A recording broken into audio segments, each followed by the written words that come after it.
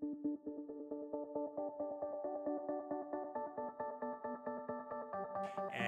what lessons do you think we, as ordinary South Africans, who are not only followers of Kaizer Chiefs, but who are looking to you as a leader, what lessons are we meant to draw from you?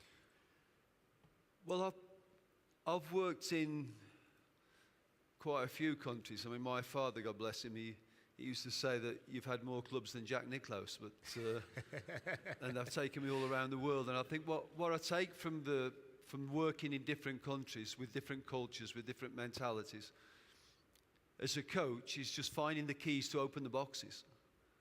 And that's really the privilege that I have working with now South African athletes, is the fact that what makes them happy does not make a Japanese footballer happy. What makes him intimidated is not the same as a Swede or an English player, you know.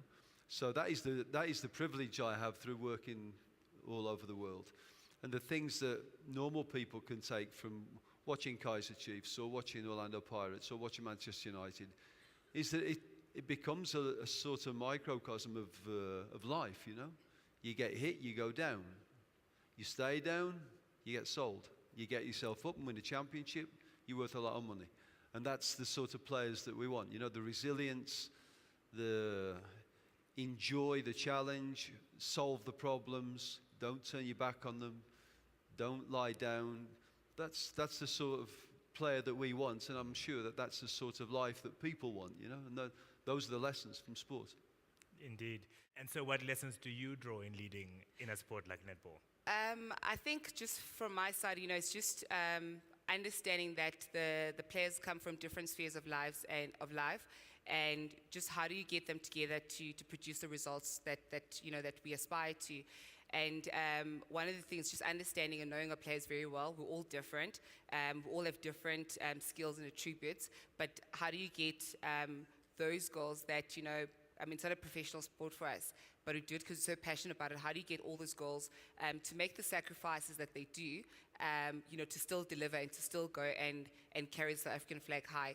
So the lessons learned is, you know, take the different skills and put them together to really produce something that's phenomenal. And that's what the Gulls believe in, and that's what the Gulls are trying to achieve at this stage. There's some people in South Africa who yearn still for the days of old where rugby was an amateur sport, where you played for province. I come from province, because that's what you wanted to do, as opposed to who's going to buy you at the highest amount.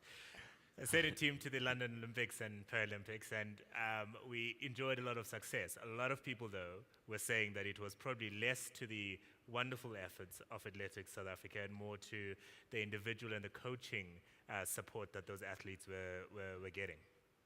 Yes, well, I think it could go right across the board in all the sports, not just athletics, but if you count our swimming. I had the privilege of sitting next to Chad le Clos a while ago, and the most famous Olympic participant in the world, his father, was very firm about saying those medals are the direct result of loving, supportive parents, great coaches, and hard-working individuals, and not so much to do with the various bodies who look after them. And I have a major problem when a team goes overseas and the officials fly business class and the team sits in the back. That's not leadership to me. Leadership that's fine if you know, you've been summoned to Switzerland for a meeting, you know, with the Olympic Committee. That's fine, go business class. But when you go with a team, you all go over the top together. You need to be at the back with the pole vaulter who's 6'6", in economy class, you know, sitting like this. That's leadership. So there seems to be a big gap, and you know, going back again, thank goodness for my archaeological background, but going back to the old days, certainly in road running, there was one paid official, and that was the secretary who did the general work.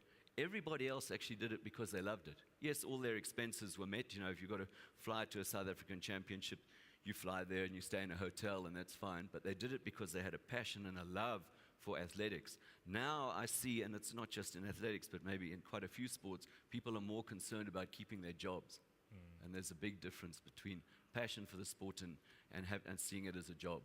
Paddy, you do quite a bit of work in transferring, if you like, the lessons that can be learned in sports leadership and how we can apply them in many other areas of life.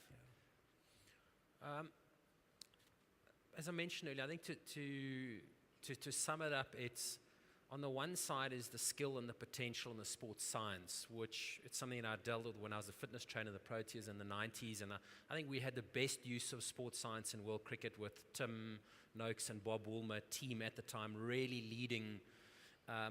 But for me, there was something missing. We had all that in place, and that was the people side. And I mentioned the fertile flower garden, and there's principles of leadership that are transferable and work everywhere, whether it's business, sports, rearing children. It's focusing on what people do well, not on what they do badly. It's focusing on successes and building confidence rather than trying to fix problems and sort things out that don't work. It's giving people responsibility for making decisions for themselves. I mean, one lovely incident in India was Rahul Dravid had gone, he's the third highest test run scorer in the history of the game. He had gone 14 months without scoring 100, and people were saying to him, it's time for him to be dropped. Now, in India, they're so fanatical. The person responsible for dropping such an icon, literally their house would get burnt and stoned. So the selectors, everyone looked at the selectors and said, well, we've picked the 15. He's in the 15. It's up to coach and captain to pick the playing 11, so it's over to them. And then, of course, MS Dhoni and Gary get together, and Gary Kirsten, to decide whether Rahul gets picked for the first test against England. And MS Dhoni, in his wisdom, says, well, Gary, there's reasons to play him and reasons not to. I think you decide, and I'll back your decision. So Gary came to me and he said, Pad, I've got this dilemma, and I'm being left with the decision, do we pick Rahul or drop him? And I sort of said, well, Gazza, whatever decision you take, I'll sort of back you. And we said, but no, it's obvious. It's obvious what to do. And Gary just turned, he walked out my room and he went and knocked on Rahul's door. And the last thing as a cricketer that you want is a knock on your door 20 minutes before the team meeting, because it only means one thing. And Rahul opened it and he said, Gaz, I know why you're here. I know the decision is going to land on your shoulders. I understand. And whatever decision you make, I will back you to the hilt, and if I got to carry drinks, I'll carry drinks, which is a testimony to the man, because a senior cricketer, if he's asked to sit out, he'll leave it for the junior guys to carry drinks for 5 days. And Gary said, well, Rahul, actually, you're the guy who's the axe is over your head. You're the guy who's got to cross the ropes. You're the guy who's got the pressure. You're the guy who's got to perform. So I'm asking you, you make the decision. Do we pick you for this test match or not? And Rahul was sort of taken back to, what you mean? He said, yeah, you decide. And he said, absolutely. I want to play. And thank you for giving me the opportunity to make the decision. He scored 144 in the first innings. Wow. So it's that kind of thing. How can we give the responsibility and allow people to grow, so we don't have to sit there watching a 3-on-2 situation in the rugby and you watch a forward try and come on the inside when there's an obvious overlap, and we think, what are you thinking? When cricket, a guy tries to hit a boundary when he actually just needs to hit one down the ground, and we sit there, spectators, and we can see, what are you thinking? But are we really, as coaches and administrators, helping people to make decisions for themselves, or are we as coaches and leaders making decisions and telling people what to do? So it's growing that fertile environment. And I think for me, and it's already been touched on with all the other three speakers, for me, what is the single most important thing for certainly my work and my work with, we've got a very new coaching staff now with the Proteas, with a new coach, a new assistant coach, a new spin bowling coach, and Alan Donald, in fact, is the only coach who still remains. And what we're working on is being really, really clear on what is our intention. Because when you get into the limelight and you get paid good money and you get to do press interviews and you get free clothing and sunglasses and fly business class, it's very easy to get caught up in the limelight. And it's to remember what is, and the intention that we try and keep reminding ourselves is we're there to help the individual and the team be the best that they can be. And it's about them. And the more success that is achieved, the more difficult it becomes as coaches. Now, certainly with India, with Gary Kirsten, the fact that India, we got to #1 in the world, we won the World Cup. We were literally on a daily basis, and Gary was being written up in the media, and we were talking about it's not about us. And people can say Gary's the greatest coach out. but it's not about Gary Kirsten. It's about keep remembering I'm here to serve the individual to be the best that they can be. And the moment that I start doing it for myself or start enjoying the limelight, and I personally have been there, get up in front of a team meeting and I want to talk, and I realize afterwards, actually I wanted to show the team how much I know or how clever I was, or I wanted to make a contribution so the guys could say, oh, Paddy really is helping. That doesn't work. It's never as effective as what does the team need? What is the best offering I can make? And if there is no offering, or it's not the time, then be quiet. So if you're serving, genuinely serving as an administrator, coach, a leader, a fitness trainer, parent, and it's about the individual, you can never get it wrong. Because even if you do get it wrong and they say, no, but actually there's a better way, you say, cool, if there's a better way, then let's go for it. It's not about my way, it's about what's best for you.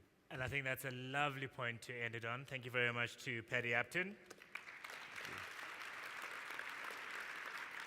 Stuart Baxter.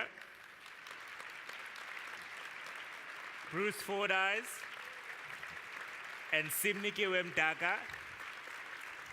Thank you very much for being part of the panel.